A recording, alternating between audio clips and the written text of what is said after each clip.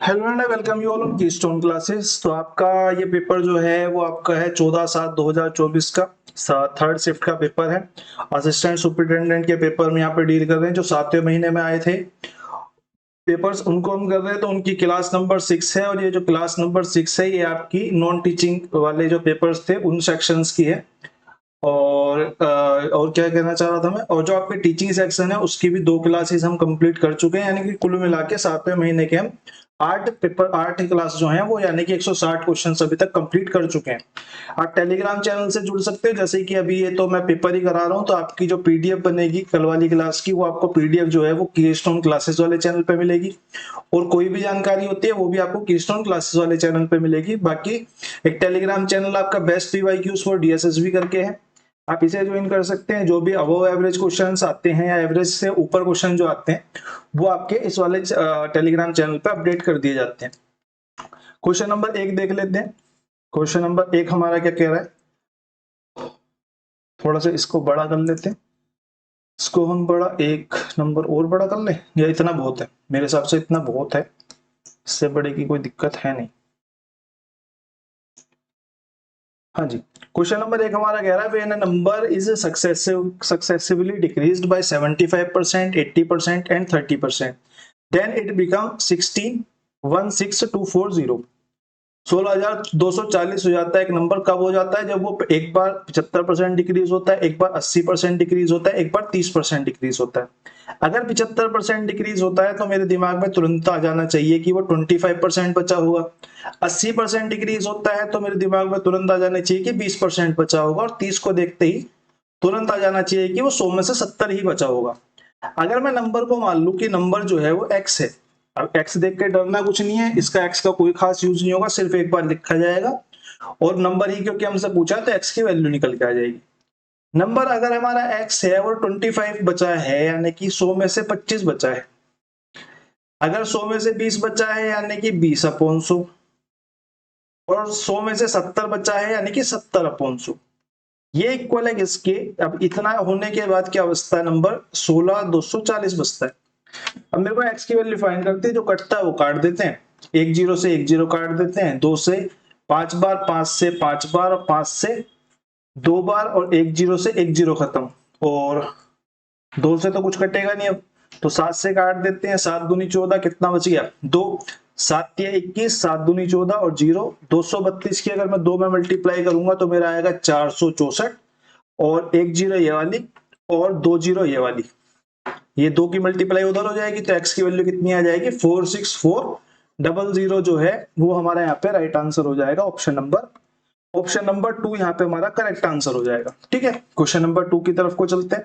Question number 2 हमारा कह रहा है in the given chart the pie chart given below shows the saving of 7 companies in a year. The total saving of all these 7 companies are 12000।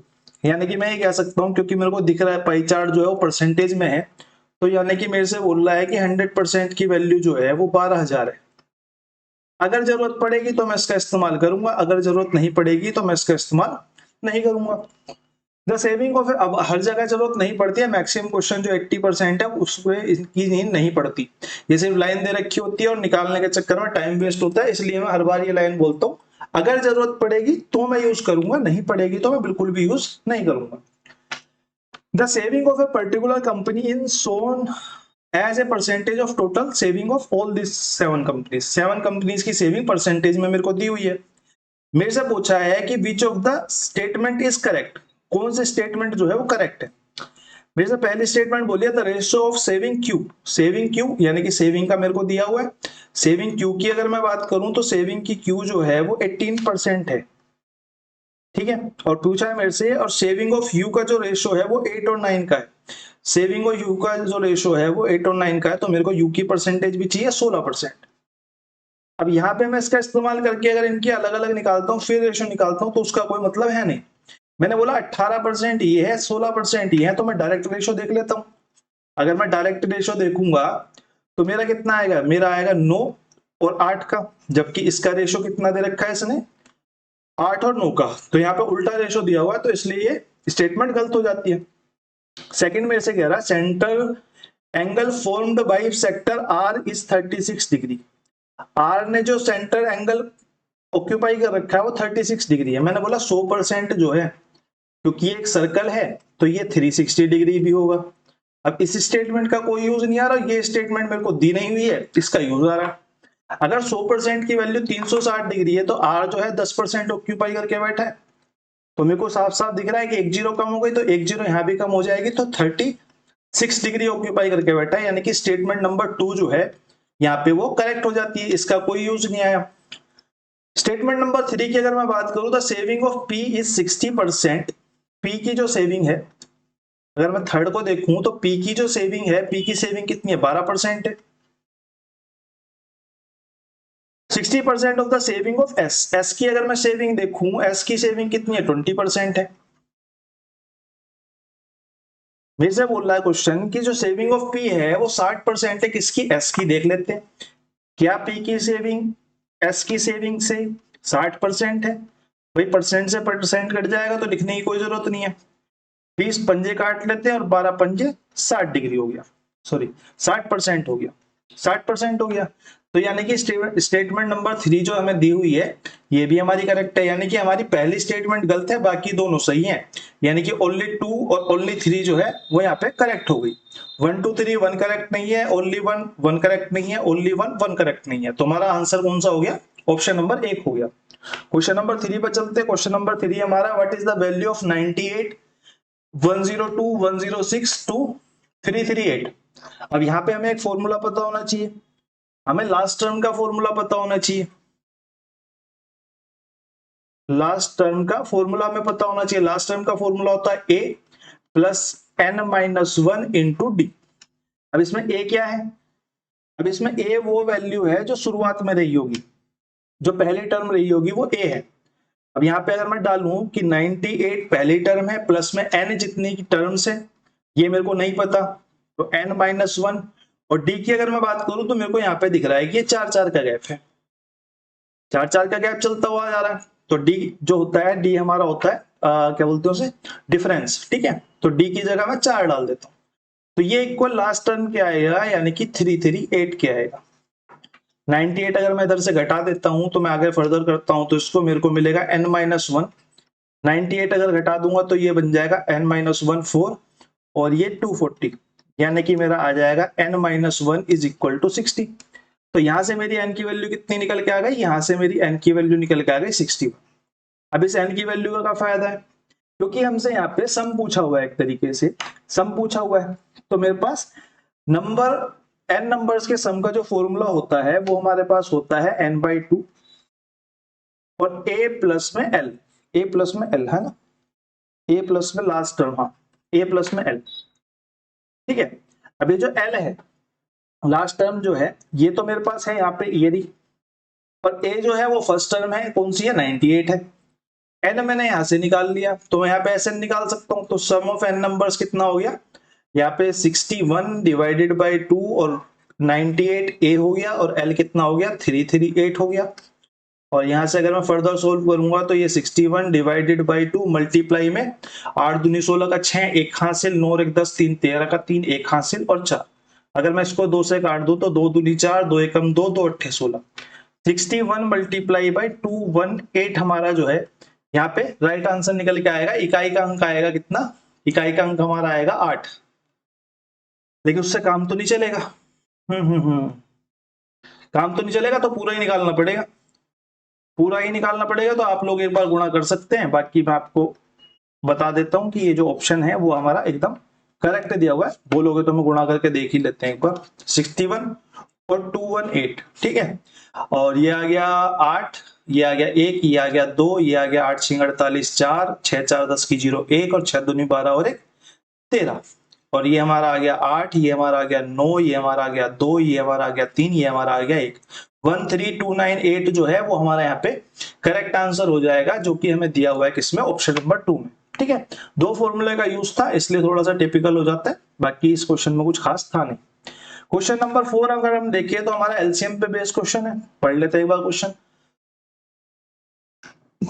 What least number should be subtracted इस number में से क्या subtract यानी घटाया जाए so that the resulting number when divided by 11, 12 and 24 the remainder of each case is 37। Remainder हमारे each case में 37 बचना चाहिए।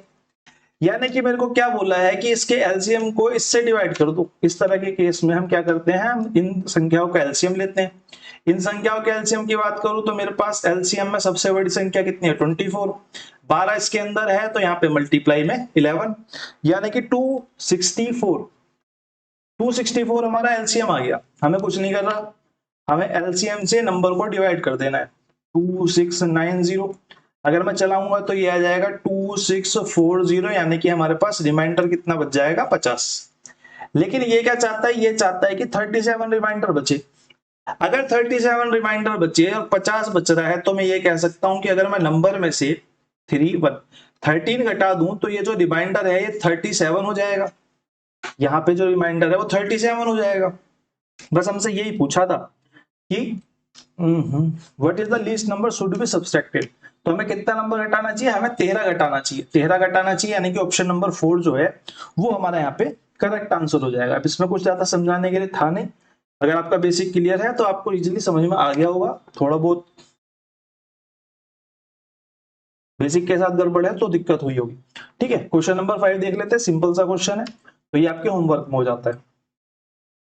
और 2-3 दिन नहीं, हफ्ता भर हो गया, वीक पूरा का पूरा चला गया किसी काम की वजह से, तो उसमें हमारी क्लासेस नहीं कंटिन्यू हो पाई। उसके लिए मैं तहे दिल से माफी चाहता हूँ। आगे से आपकी क्लासेस रेगुलर रहेंगी। 99% तो चांस है, अभी तो कोई खास काम है नहीं। बाकी ये 7-8 महीने में, 7 महीने शायद चैनल को क्रिएट हुए हो गए, और ये 7 महीने में मेरा पहला ही इतना लंबा ब्रेक था, वरना 1-2 दिन के ब्रेक आए हैं बीच में, इससे ज्यादा लंबे ब्रेक आए नहीं है। तो उसके लिए मैं माफी चाहता हूँ। आगे से कोशिश करेंगे कि ऐसा ना हो। क्वेश्चन नंबर 5 के बाद क्वेश्चन नंबर 6 पे चलते हैं। The market price of A sofa set is 3600 is to be sold at 2700 after 2 successive discount। 2 successive discount देने के बाद क्या करता है, सोफे को 2700 रुपए में बिकता है, जिसका जो एमपी है, एमपी जो है वो 3600 है, और एसपी कितना हो गया हमारा 2700 हो गया। If the first discount is 20%, then what will be the percentage of second discount। मेरे से कह रहा है कि भैया यहाँ पे कोई एमपी था, इस पे पहले केस में क्या करा, पहले केस में 20% का डिस्काउंट दे दिया। 20% का डिस्काउंट दे दिया, 20% डिस्काउंट दे दिया यानी कि चीज को एमपी के 80% पे बेच दिया। इतनी चीजें आपके दिमाग में एकदम से सेट हो जानी चाहिए। अब यहाँ पे जो प्राइस निकल के आया उस पे एक और डिस्काउंट दिया इसने फिर यहाँ पे एक और डिस्काउंट दिया, जिसके बाद क्या हुआ, जिसके बाद यहाँ पे एक सेलिंग प्राइस निकल के आया, ठीक है, जो कि हमारा कितना है 2700, और एमपी कितना है हमारा 3600। यानी कि 360 का अगर 80% मैं यहां से निकाल लूं तो मैं बोल सकता हूं कि 3600 का 80% जो होगा वो यहाँ का प्राइस होगा। यहाँ का प्राइस होगा तो कितना होगा, डिवाइडेड बाई 100, यानी कि 2 जीरो से 2 जीरो काट दे तो 8 6 48 का 8, और 8 3 24 और 4 28, 2880 ये होगा।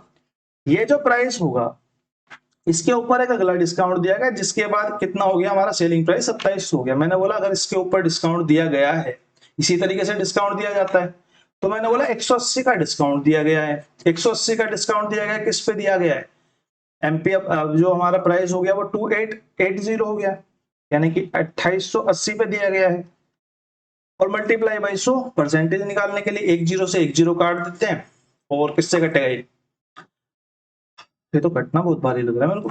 चलो कोई बात नहीं, 4 7 28, 4 दूनी 28, 4 7 28 और 4 दूनी 8, 4 से 25, और किससे कटेगा 9 8 72 और 9 दूनी 18, और 2 चौक 8, यानी कि 25/4, और 25/4 को मैं कह सकता हूँ 6.25% का जो है वो हमारा यहाँ पे डिस्काउंट आ जाएगा। कितने का आ जाएगा, 6.25% का। बस मेरे से यही पूछा हुआ था। ऑप्शन नंबर 3 जो है वो हमारा यहाँ पे करेक्ट आंसर हो जाएगा। क्वेश्चन नंबर 6 के बाद क्वेश्चन नंबर 7 पे चलते हैं। एक बार आप लोग पढ़ लीजिए।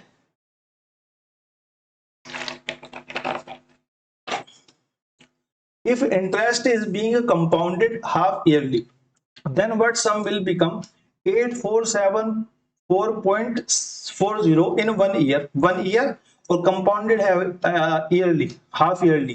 तो मेरे को यहाँ से पता चल गया कि मेरे को 6 महीने में यहाँ पे एक ब्याज मिलेगा, 6 महीने में यहाँ पे एक ब्याज मिलेगा। मैथ को करते हुए आपको हर लाइन को पढ़ते हुए ये समझ में आ जाना चाहिए कि आपको इसे पिछली वाली लाइन से क्या समझ में आता है अगली वाली लाइन के लिए, ठीक है।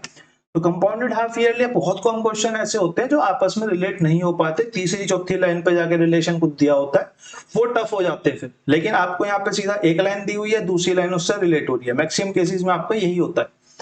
यानी कि मेरे को यहाँ पे 2 बार ब्याज मिल जाएगा at the rate of 40% per annum. अब जो रेट है वो 40% पर एनम है।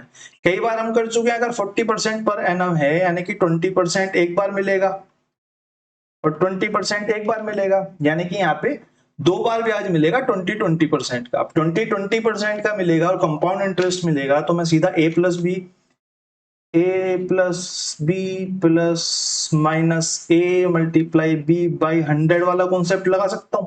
अगर मैं 20-20 बोलूंगा, 20-20 बोलूंगा तो यहाँ पे 40 एक हो जाएगा और अंदर से 2 जीरो से 2 जीरो कट जाएंगे, 4 एक हो जाएगा, यानी कि 44% का हमें इंटरेस्ट मिल गया। लेकिन यहाँ पे तो अमाउंट बोला हुआ है कितना मिला है, यानी कि मेरे को क्या दिया हुआ है, मेरे को क्वेश्चन ने दिया हुआ है, मेरे को दिया हुआ है 144% की जो वैल्यू है वो 8474.4 है, ठीक है। मेरे को क्वेश्चन ने ये दिया हुआ है। अगर मेरे को क्वेश्चन ने ये दिया हुआ है, मेरे से पूछा क्या, मेरे से क्या पूछा, व्हाट इज द सम पूछा है, यानी कि मेरे से क्या पूछा है, मेरे से पूछा है कि 100% की वैल्यू कितनी होगी। भाई सम अपने आप में 100% होगा, तो मैं बोलूंगा 8474.4, मैंने एक जीरो अपने आप हटा दी, ठीक है। और ये जो है 144% के बराबर है और 100% की वैल्यू निकालनी है, परसेंट से परसेंट कट जाएगा तो लिखने की कोई जरूरत है नहीं। पॉइंट अगर मैं हटाऊंगा तो इसे काट दूंगा और 12 से काटूं तो मैं इसको बोल सकता हूं, इसको यहाँ पे कर लेते हैं, 12 पंजे 60, 12 छीं 72, 12 सत्ते 84, जीरो, 12 पंजे 60, 12 छीं 72 और 12 दूनी 24, 12 12 144। 12 से अगर मैं दोबारा काटना चाहूं तो 12 से कटेगा नहीं, 6 से काट लेते हैं, 6 कम 6 1 बच गया, 6 कम 6 4 बच गया, 6 सत्ते 42, 6 सत्ते 42 और 6 सत्ते 42 और इसको 2 से काट देते तो 5 बार, यानी कि मेरा आंसर कितना आ जाएगा, मेरा आंसर आ जाएगा 1177 मल्टीप्लाई बाई 5। और क्योंकि यहाँ पे इकाई का अंक आएगा 5 और बाकी सब में इकाई का अंक 5 है नहीं, तो मैं कैलकुलेशन करने में बिल्कुल भी टाइम वेस्ट नहीं करता और ऑप्शन नंबर 4 को करेक्ट लगा के 5885 मैं यहाँ पे लगा के अपना आगे बढ़ जाता, ठीक है। क्वेश्चन नंबर 7 के बाद क्वेश्चन नंबर 8 पे चलते हैं। क्वेश्चन नंबर 8 हमारा कह रहा है the average age of A group of 55 males is 39 years. The male having an average age of 37 year leave the group. एक आदमी जो है वो चला गया। A new male now joins the group and the average age increased 40 years. अगर average age increase हो गई तो मैं सीधा सीधा कह सकता हूं कि जो पुराना बंदा गया था उससे जो नया बंदा आया है, नया बंदा उससे ज्यादा उम्र का आया है। मेरे से कह रहा है कि 55 मेल्स की जो एवरेज एज है वो 39 है। अब नया एक बंदा गया, एक बंदा आया, अब भी 55 बंदे ही बचे, लेकिन अब एवरेज एज कितनी हो गई, अब एवरेज एज 50 हो गई, यानी कि +1 का इंक्रीज हो गया यहां से यहां तक। तो मैं ये कह सकता हूं कि भाई जो 37 वाला बंदा गया था, क्योंकि इस बंदे ने आते ही क्या करा, 55 बंदों पे एक एक साल बढ़ा दिए, यानी कि टोटल पे कितने बढ़ा दिए, टोटल पे 55 साल बढ़ा दिए, यानी कि ये पुराने बंदे से 55 साल ज्यादा का आया होगा। अगर पुराने बंदे से 55 ज्यादा का आया होगा तो मैं सीधा सीधा कह सकता हूं कि ये 92 इयर्स का होगा। बाकी एक तरीका ये है और एक तरीका ऐसा है कि 55 मल्टीप्लाई बाई 39 और 55 मल्टीप्लाई बाई 40 करो, 40 वाले में से 39 वाले को घटा दो, आपका आंसर आ जाएगा। ठीक बात है, एक आप ऐसे कर सकते हो, एक आप ऐसे कर सकते हो, बाकी आप लोगों की चॉइस है, जैसे आप करना चाहो वैसे इसको कर लेना। क्वेश्चन नंबर 8, बाकी ये प्रेफरेबल है क्योंकि आपको टाइम सेव करना होता है, हम अकेडमिक तो पढ़ नहीं रहे हैं कि हमें बहुत टाइम है, 30 क्वेश्चन करने हैं कितने 3 घंटों में, तो हमारे पास तो लिमिटेड टाइम है, हमारे पास 1 घंटे में ही करने होते हैं, वो भी 100 क्वेश्चन करने होते हैं, तो हमारी अप्रोच शॉर्ट और क्रिस्प होनी चाहिए, ठीक है। क्वेश्चन नंबर 8 के बाद क्वेश्चन नंबर 9 पे चलते हैं। On a sum simple interest at the annual rate of 12% for 6 years is 7200। Simple interest है कितना, 7200। 12% 6 साल देखते ही मेरे को ये समझ में आना चाहिए कि 12 पंजे 60, 12 छिंग 72% की वैल्यू जो है। अब ये जो मैं लिख रहा हूं इसकी जरूरत नहीं पड़नी चाहिए एक्चुअल में, 7200 है, तो मेरे को यहां से देखते ही दिमाग में आ जाना चाहिए कि 100 और मल्टीप्लाई 100 यानी कि जो वैल्यू है वो 10,000 हो जाएगी। ठीक है, यानी कि जो सम है, सम जो है वो हमारा 10,000 हो जाएगा। आगे अगर मैं पढ़ूं तो मेरे से कह रहा है कि what will be the compound interest on the same sum at the annual rate of 30% per year compounded annually for 2 years. 2 years की बात कर रहा है। मैंने बोला अभी तो मैंने फॉर्मूला लिखवाया था पीछे, a plus B plus minus a multiply B by 100 वाला, दोबारा लिखवाने की कोई जरूरत नहीं। अगर मैं इनको जोड़ूंगा तो आएंगे 60, और मैं इनको मल्टीप्लाई करके 100 से डिवाइड करूंगा, 2 जीरो से 2 जीरो कट जाएंगी और यहाँ पे आ जाएगा 9, यानी कि मेरे को 69% का ब्याज मिलेगा। अब यहां से देखते ही मेरे को लिखने की भी जरूरत नहीं है, मैंने बोला 69% ऑफ कितने का, 10,000 का, तो मैं सीधा सीधा बोल दूंगा कि 6900 जो है वो हमारा कंपाउंड इंटरेस्ट हो जाएगा, जो कि हमें दिया हुआ है किसमें, ऑप्शन नंबर 1 में। ये क्वेश्चन में पेन उठाने की भी जरूरत नहीं थी, इतनी सिंपल कैलकुलेशन इस क्वेश्चन की थी। ठीक है, बिल्कुल पेन उठाने की जरूरत नहीं थी। अगर आप इसमें पेन उठाते हो तो आपकी प्रैक्टिस में कहीं ना कहीं कमी है, आप प्रैक्टिस पे ध्यान दो। मैं ये नहीं कह रहा आपको कुछ नहीं आता, लेकिन आपकी प्रैक्टिस में कमी है, क्योंकि ये सीधे सीधे दिख रहे हैं मेरे को। 12 पंजे 60, 12 छिंग 72 दिखते ही यहाँ पे 7200 दिखाई दिया, 72 के इक्वल दिखाई दिया 10 100 गुना बस, तो मैंने 100 की और मल्टीप्लाई कर दी, मेरे को 10,000 मिल गया। 30 दिखते ही मेरे को 69 दिखाई दे गया। आई होप आप लोग समझ पाए होंगे। क्वेश्चन नंबर 9 के बाद क्वेश्चन नंबर 10 देखते हैं, सिंपल सा क्वेश्चन है, तो ये आपके होमवर्क में हो जाता है। ठीक है, क्वेश्चन नंबर 10 के बाद क्वेश्चन नंबर 11 को देखते हैं। और बाकी आप पता ना, जो इससे पिछली क्लास थी हमारी, जो लास्ट क्लास हो पाई थी, वो आपकी स्पेशल एजुकेटर वाली हुई थी, उसकी मैथ बहुत अच्छी थी, तो मैं उसके बाद रिव्यू लेना भूल गया। जितने भी लोगों ने वो क्लास देखी थी, non teaching sorry teaching exam की क्लास नंबर 2 स्पेशल एजुकेटर, बहुत अच्छा पेपर बनाया हुआ था डीएसएसबी ने, बहुत ज्यादा कैलकुलेटिव जिसे कहते हैं कि 15 नंबर्स आर, मतलब कि आप टॉप नॉच हो। अगर टाइमली 15 नंबर्स आप ला पा रहे हो तो आप टॉप नॉच बंदों में आते हो। 16 17 18 तो 18 से ऊपर तो नामुमकिन है उसमें टाइमली लाने। 18 भी उसके ही होंगे जिसकी कैलकुलेशन एकदम से, मतलब जिसे कहते हैं ना कुछ गजब ही होगी, उसके ही आएंगे उतने। तो आप एक बार रिव्यू देना class number 2 of non teaching वाला, अगर आपने करा है क्लास ली है तो एक बार मेरे को कमेंट सेक्शन में बताना कि कैसा रहा पेपर, कैसा आप अटेम्प्ट करते हैं, कैसा एक्चुअल में अटेम्प्ट हो। बाकी उसमें एक क्वेश्चन और है, उसको मैं एक काम करूंगा, उसकी अलग सेपरेट वीडियो बनाऊंगा मैं। 4 ईयर वाला कंपाउंड इंटरेस्ट है ना, उसको मैं एक बार दूसरी तरीके से एक बार कराऊंगा, 4-5 क्वेश्चन लेके, क्योंकि वो डीएसएसबी में आता ठीक ठाक आता है वो, और नॉर्मल तरीके से वो फंसता है बहुत। तो एक बार उस क्वेश्चन पे जरूर काम करेंगे। बाकी अभी के लिए क्वेश्चन नंबर 11 पढ़ते हैं। If 120 is subtracted from 50% of a number, 50% of A number देखते ही मेरे को पता चल जाना चाहिए कि 1/2 की बात कर रहा है। अगर मैं नंबर को x मान लूं तो यानी कि 1/2x की बात कर रहा है। आगे के बोला result is 480, what is the value of number. मैंने नंबर को अगर x मान लिया, 1/2x में से मैंने 120 को घटाया और रिजल्ट आया 480, और मेरे से x की वैल्यू पूछ रहा है, यानी कि इक्वेशन को मुझे सोल्व करना है बस। तो मैं बोलूंगा 1/2x, 120 को उधर लेके चले जाएंगे तो ये हो जाएगा 600, और अगर यहाँ पे 600 आ गया, क्रॉस मल्टीप्लाई करते हैं तो 2 ऊपर चला जाएगा, तो x की वैल्यू कितनी आ जाएगी, 1200, यानी कि 1200 हमारी जो है यहाँ पे वैल्यू आ जाएगी। क्वेश्चन नंबर 11 सिंपल सा क्वेश्चन था। क्वेश्चन नंबर 12 देखते हैं। क्वेश्चन नंबर 12 अगर हम देखें, the line chart given below shows the number of cars and the bikes sold by 7 different showroom। 7 different showroom ने जो कार और बाइक सेल करी उसकी मेरे को सेल दिखाई हुई है। क्वेश्चन ने बोला कि what is the total number of cars and bikes, यानी कि दोनों की बात कर रहा है, sold from showroom P, R और टी। पी में कार और बाइक, आर में कार और बाइक, और टी में कार और bike.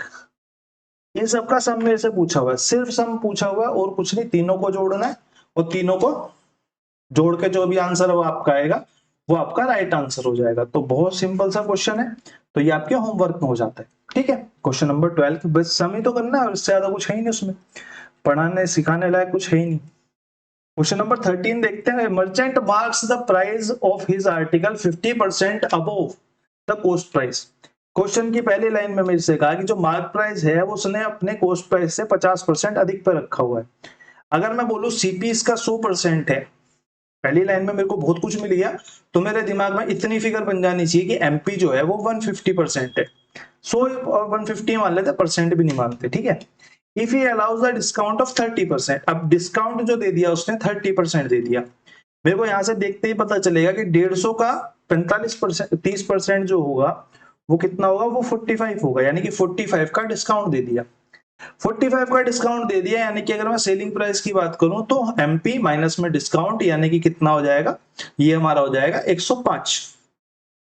What is the profit और लॉस परसेंटेज। अब मैंने देखा सीपी जो है मेरा 100 है, पे का उसने 105 में है, तो 5 का फायदा हुआ है, कितने पे फायदा हुआ है, 100 पे हुआ है। परसेंटेज निकालने के लिए 100 से मल्टीप्लाई कर देंगे, यानी कि हमारा 5% यहाँ पे राइट आंसर आ जाएगा। उंगलियों पे आपका क्वेश्चन हो जाना चाहिए, ठीक है। क्वेश्चन नंबर 13 के बाद क्वेश्चन नंबर 14 देखते हैं। क्वेश्चन नंबर 14 हमारा कह रहा था average marks obtained by 29 boys of A college is 68। The average mark obtained by 29 boys in a college is 68, ठीक है। If the highest marks, highest score, lowest score, ये वो वाला क्वेश्चन आ गया, और and the lowest marks obtained are removed, दो जो remarks हैं वो रिमूव कर दिए। 29 पहले थे, दो रिमूव हो गए, तो कितने बचे, 27 बचे होंगे। Then the average reduced by 2, अब एवरेज भी रिड्यूस हो गया, 68 से कितना हो गया होगा, यहाँ पे 66 हो गया होगा। यानी कि मेरे को क्वेश्चन बोल रहा है what is the average of the highest and lowest marks obtained. Average पूछा हुआ है हाईएस्ट और लोवेस्ट का। अगर मैं सम निकाल देता हूं हाईएस्ट का और लोवेस्ट का, तो इसको मैं 2 से डिवाइड कर दूंगा तो ये एवरेज निकल के आ जाएगा। निकाल देते हैं। मैंने बोला, मेरे को क्वेश्चन ने बोला है कि 29, अब बाकी तो आपको पता ही है जैसे करते हैं भाई, 29 नंबर बॉयज हैं, एवरेज कितना है, 68 है।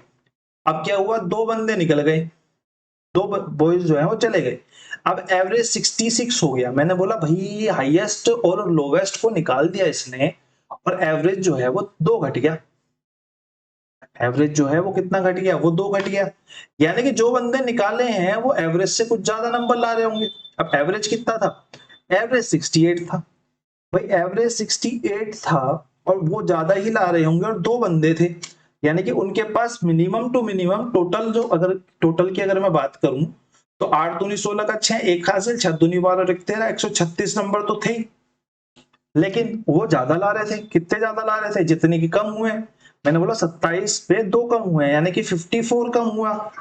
अगर 54 कम हुआ तो ये जो बंदे थे हाईएस्ट प्लस लोवेस्ट वाले, इनका टोटल जो है वो 136 प्लस में 54 होना चाहिए, क्योंकि ये इतने ज्यादा ला रहे होंगे तभी तो 27 पे कम हुए। तो अब मेरे को यहाँ से मिला कि इनका टोटल जो है वो 190 होना चाहिए। तो अगर मैं एवरेज और हाईएस्ट और लोवेस्ट की बात करूं तो मैं बोलूंगा सम अपॉन में 2, यानी कि 95 जो है वो इनका एवरेज आ सकता है। और बाकी आपको नॉर्मल तरीके से करना है तो 29 का एवरेज जो है वो यहाँ पे 68 है, 27 का जो एवरेज है वो यहाँ पे 66 है। तो यहाँ पे आप सम निकालेंगे और बड़े वाले में से छोटे वाले को घटा देंगे, और फिर जो निकल के आएगा उसे डिवाइडेड बाय 2 कर देंगे, तो आपका एवरेज जो है वहां से भी आपका 95 आ जाएगा, ठीक है। क्वेश्चन नंबर 14 के बाद क्वेश्चन नंबर 16 पे चलते हैं। क्वेश्चन नंबर 16 कह रहा है if the price of mango increased from 75 rupees to 90 rupees per kg, then by what percent a household should decrease the consumption। अब ये क्या है, ये प्राइस पे, प्राइस और कंजम्पशन का क्वेश्चन आ गया। मैंने बोला था प्राइस और कंजम्पशन वाला जो क्वेश्चन होगा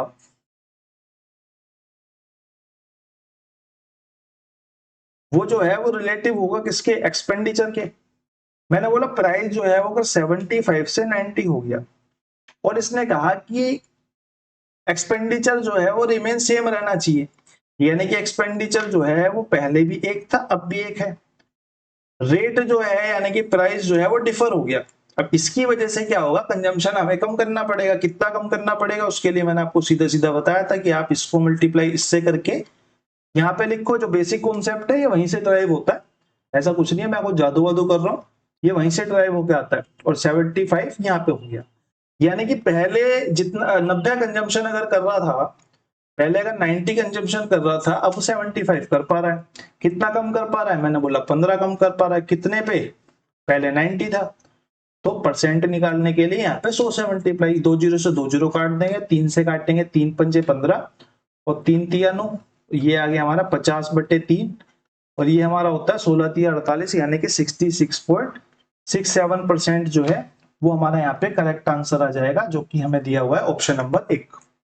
ठीक है, क्वेश्चन नंबर 15 के बाद क्वेश्चन नंबर 16 पे चलते हैं। 16 हमारा कह रहा है what is the average of first 10 multiple of 11। मैंने ये क्वेश्चन कराया ना, बहुत इजी तरीके से आपको बताया हुआ है कि फर्स्ट 10 मल्टीपल्स ऑफ 11, यानी कि 11 के मल्टीपल जो है वो 1 से लेके 11 के मल्टीपल 10 तक मेरे को एवरेज पूछा हुआ है। तो ये कहीं ना कहीं इसके बीच में लाई करेगा, कहीं ना कहीं बीच में लाई करेगा। अगर मैं देखूं तो इसके बीच में आएगा 11 मल्टीप्लाई 5 और 11 मल्टीप्लाई 6, क्योंकि ये इवन नंबर है तो इन दोनों के बीच का जो नंबर होगा वो हमारा राइट आंसर होगा। इन दोनों के बीच में क्या आएगा? 11 मल्टीप्लाई 5.5। 11 मल्टीप्लाई 5.5 की अगर मैं बात करूं तो ये इसके बीच का नंबर होगा भाई। 5 और 6 के बीच में क्या आता है? 5 और 6 के बीच में 5 और 6 के बीच में क्या आता है? 5.5 आता है। ठीक है, 5.5 आता है। तो 11 मल्टीप्लाई में 5.5 जो होगा वो इसका एवरेज होगा।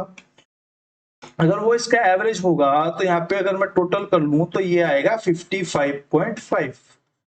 लेकिन हमें जो ऑप्शन में दिया हुआ है वो 60.5 दिया हुआ है, पता नहीं क्यों दिया हुआ है। और ये ऑप्शन जो आपका गलत है, क्वेश्चन के इंग्लिश के हिसाब से तो क्वेश्चन का राइट आंसर 55.5 ही बनेगा। ठीक है, तो क्वेश्चन में ऑप्शन गलत दिया हुआ है आपको, राइट ऑप्शन आपका जो राइट होगा वो ऑप्शन नंबर 4 होगा। क्वेश्चन नंबर 16 के बाद क्वेश्चन नंबर 17 पे चलते हैं। क्वेश्चन नंबर 17 आपका वो क्वेश्चन है जिसकी ट्रिक है दुनिया लेके घूमती रहती है, लेकिन जब इस टाइप का क्वेश्चन आता है ना, प्लस माइनस उल्टे सीधे नंबर, तब वो सब ट्रिकें फेल हो जाती है, तब आपको बेसिक से ही जाना पड़ता है। ठीक है, अगर मैं इस क्वेश्चन को सोल्व करना चाहूं तो मेरे को ये नीचे से सोल्व करना पड़ा होगा। इतना बेसिक तो आप लोगों को पता ही होगा, बाकी आपने बहुत सारी ट्रिकें भी पढ़ रखी हो, क्या पता इसकी।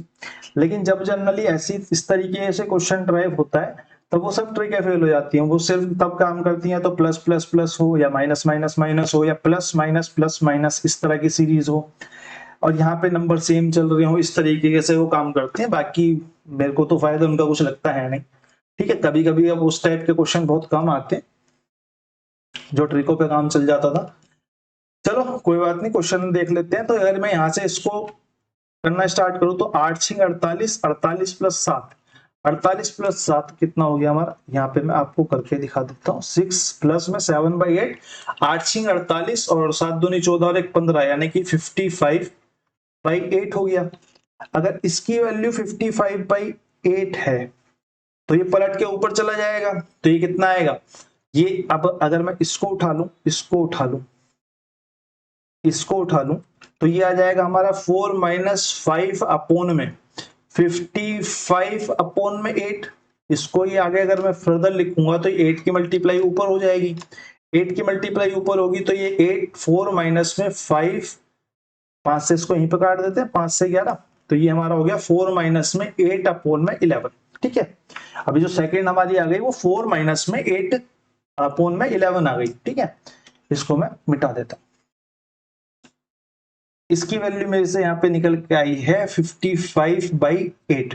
ठीक है, अब मैं निकाल रहा हूं इसकी वैल्यू। ठीक है, 11 चौक 44, 44 में से 8 गए, कितने बचे हमारे? 44 में से हमने कितने घटा दिए? 8 घटा दिए, यानी कि हमारे पास कितना बच गया? 36/11 बच गया।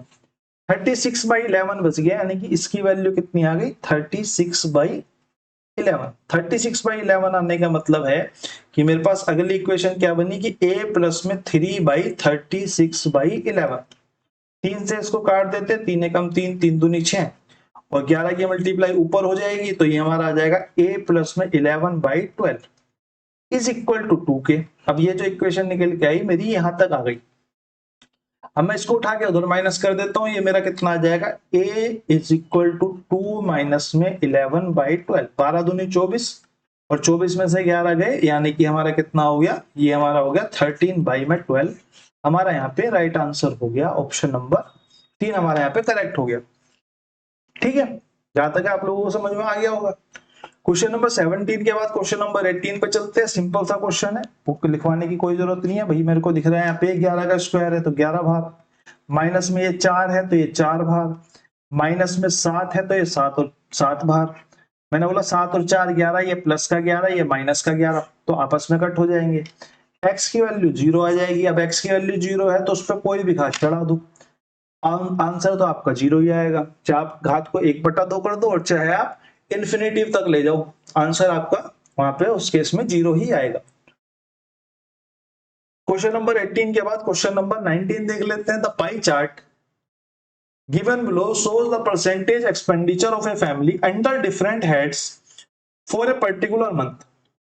The total monthly expenditure is given is 72000। Percentage में पाई ग्राफ है, 72000 टोटल है, यानी कि मेरे को ये पता चल गया यहाँ से कि 100% की वैल्यू 72000 है।